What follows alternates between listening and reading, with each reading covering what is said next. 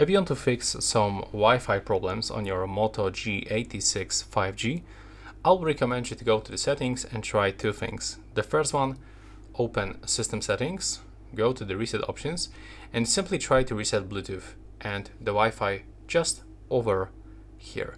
If it is not working, then I will recommend you to simply go into the notifications, click here, and restart your phone. If it still doesn't work, then you can simply forget network by going into the network settings. Go over here, click on the settings icon, and now select to forget, then connect one more time. If it still doesn't work, just switch off and switch on your Wi-Fi settings.